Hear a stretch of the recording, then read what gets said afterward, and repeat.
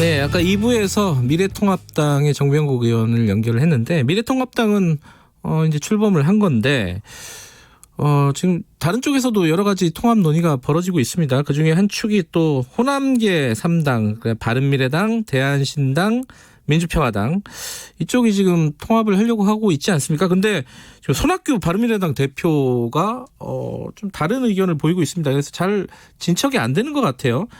지금 어떻게 되고 있는지 민주평화당의 정동영 대표 연결해 보겠습니다. 대표님 안녕하세요. 네, 안녕하세요. 정동영입니다. 이게 바른미래당, 대한신당, 민주평화당 이 합쳐지는 게 되고는 있는 겁니까? 지금 뭐 뉴스를 보면 헷갈렸어요. 예, 될 겁니다. 일단 이제 입구에 들어선 것이고 출구는 이제 합의가 된 거죠. 그래서 입구에서 출구까지 거리가 문제인데요. 하하, 네. 논의를 계속 해봐야죠. 근데 손학규 대표는 반대하고 있는 거 아니에요? 반대하는 거는 아니고 네. 선후가 좀 다르죠. 그러니까 청년 세력이 창당을 23일 날 하면 네. 그 당과 먼저 하고 호남과 하겠다 뭐 이런 의사로 알고 있습니다. 그러면은 아직 손학규 대표랑도 계속 할 여지가 남아 있다 이런 말씀이신 건가요? 여지가 있죠. 예. 아니 지금 이제 사실상 그 바른미래당이 이렇게 얘기를 하면은 바른미래당에서는 좀 기분 나쁠 수 있겠지만 어쨌든 밖에서 보기에는 거의 와해되는 분위기예요. 예, 뭐 그렇죠. 예, 지금 이제 사실 예, 말씀하세요. 예. 바른미래라는 참 이름이 네. 함축적인데요. 바른미래가 아니었다는 게 이제 증명된 셈이에요. 예. 그러니까 그건 가서는 안 될 잘못된 미래였던 거예요. 예. 4년 전에 주권자 우리 국민들께서 개혁그룹 내에서 경쟁하는 세력으로서 네. 국민의당을 38석짜리를 만들어 주셨는데 네. 그러니까 만들어준 분이 국민인데 안철수 씨는 자기가 만들었다고 착각하고 이것을 사설 정당으로 간주해서 끌고 나갔단 말이죠. 그래서 네. 이제 유승민 의원과 이제 합쳐서 바른미래라고 만들었는데 그게 그렇게 개인적인 이해관계로 그 정당이 만들어지고 국민의 지지를 받기 어렵다는 것이 증명된 셈이지요. 그래서 결국 이제 스스로 붕괴하는 국면을 맞이해 버렸는데요. 네.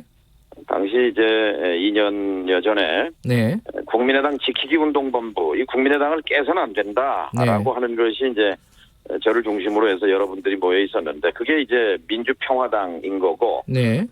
저희들은 이제 원래 그 자리에 서서 계속 있는 거죠. 근데 참 안타깝게도 이게 세 조각이 났다가 다시 지금 이제 통합 과정에 들어서고 있습니다. 그 현실적으로 보면요, 바른미래당하고 합치는 것보다 지금 이제 그 바른미래당에 남아 있는 호남계 의원들 있지 않습니까?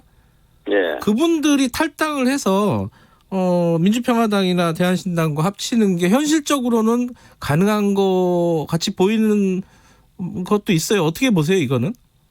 예, 이제 뭐 단계별로 갈 수밖에 없죠. 네. 그러니까 1단계 이제 그래서 공동교섭단체가 만들어진 건데요. 네. 일단 아까 출구는 확인이 됐다고 말씀드린 것처럼 일단 통합하는 정당을 만드는데 그 통합하는 정당이 흩어졌던 사람들이 다시 모이는 것만으로는 명분이 될 수 없죠. 그리고 국민적 지지를 받을 수도 없고요. 그래서 이제 3+알파라고 말씀드릴 수 있는데요. 연말에 이제 4+1을 통해서 거의 정의당까지 해서 이제 4+1을 통해서 개혁의 입법을 해냈잖아요. 네. 선거제를 특히 선거제를 만들어내는데 그 중에 이제 4+ 중에 이제 호남 3당이 하나가 되면서 플러스 알파 그것은 선거제 개혁과 연결되어 있습니다. 왜 4+1을 통해서 그렇게 자유한국당의 극한적인 이 저항을 뚫고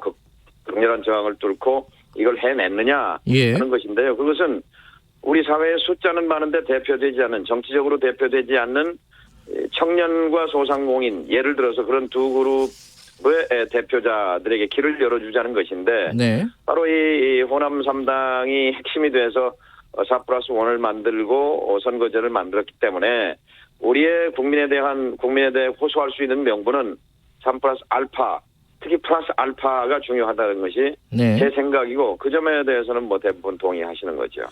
어찌 됐든 간에 지금 바른미래당과 통합 논의는 계속 하고 있고 그 손학규 대표가 그 지금 참여하는 걸로 아직까지는 돼 있다 이런 말씀이신 거죠, 그죠?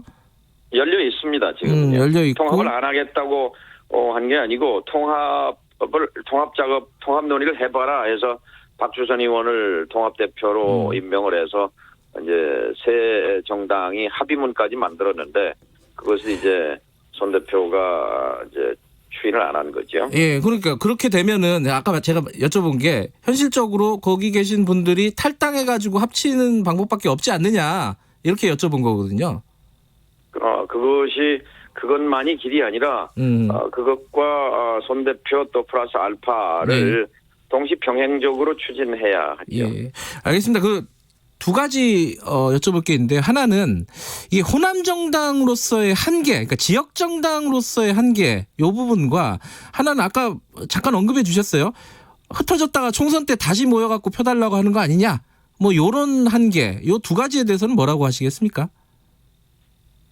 선거제 말씀드렸는데요. 예. 어렵게 선거제 1년 반 전에 민주평화당이 선거제 개혁에 당의 운명을 걸겠다고 나왔을 때 아무도 주목하지 않았습니다. 그런데 어쨌든 됐잖아요, 선거제. 예. 선거제를 바꿨어요. 선거제를 바꿨으면 선거제를 바꾼 그 의도, 그 취지를 살려야 되잖아요. 네. 그 취지를 살릴 정당은 자유한국당, 미래통합당도 아니고 더불어민주당도 아니에요. 네.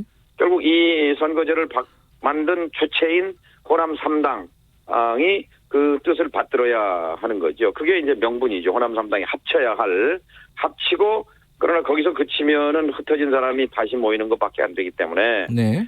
플러스 알파 구체적으로는 청년 세력인데 지금 손학구 대표는 그걸 먼저 좀 하고 호남당과 통합을 추진하겠다 이런 입장인 것 같은데요. 네. 그러니까 저는 어떤 경우에도 이 청년 세력의 대표성을 확보해 주는 일, 또 사회적 경제적 약자로서 소상공인 자영업자들에게 정치적 대표자를 보낼 수 있도록 해주는 길, 이것이 통합당의 명분이고 원칙이라고 생각합니다. 네.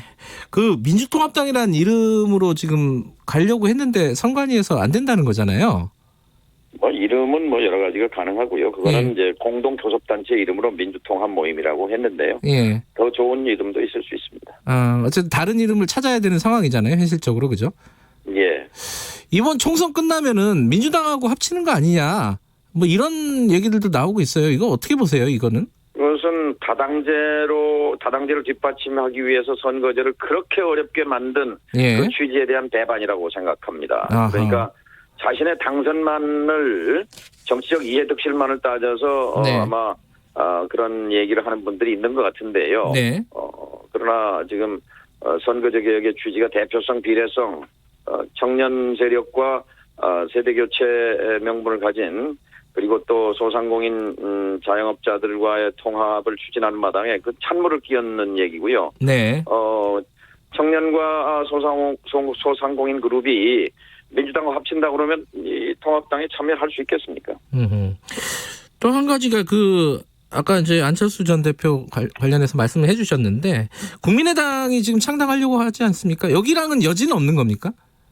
길이 다른 것 같아요. 이분이 계속 정치를 국민의 뜻과 상관없이 자신의 타산만으로 정치를 하는 것 같은데요. 네. 그렇게 해가지고는 글쎄요, 길이 좀 다른 것 같아요. 저 로드맵을 좀 여쭤보고 싶은데요. 언제쯤 이게 좀 가셔야 될까요? 시간이 별로 없잖아요, 총선 때까지. 근데 뭐 공천이라든지 뭐 등등 이런 실무 작업보다 더 중요한 것은 21대 다음 국회에 대한 비전입니다. 우리 국민은 21대 국회는 제발 좀 싸우지 않았으면 좋겠다 하는 싸움판 국회를 극복하라는 것이고 또 하나는 이제 먹고 사는 문제를 가지고 경쟁해라 하는 거잖아요. 그래서 21대 국회는 반드시 선거제를 완성하고 이제 입구에 들어섰으니까요. 그리고 분권형 개헌, 다시는 실패하지 않는 대통령을 만들어야 된다라는 점에서 이 두 가지 21대 국회에 대한 비전을 확실히 하는 것, 이것이 더 중요하다고 생각합니다. 고맙습니다. 민주평화당 정동영 대표였습니다. 감사합니다. 김경래 최강시사 오늘 여기까지 하겠습니다. 내일 아침 7시 20분 다시 돌아옵니다.